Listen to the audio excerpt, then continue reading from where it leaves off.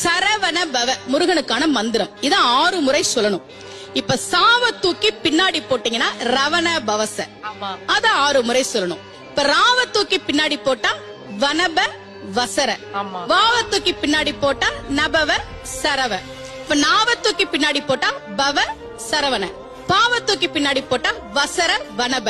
ஒன்னொன்னையும் 6 முறை சொன்னா 6 × 6 36 வரும். இப்படி சொன்னால் 5 நிமிஷத்துல சொல்லிடலாம். கந்த சஷ்டி கவசத்தை 36 முறை சொன்ன பலன் கிடைக்கும்.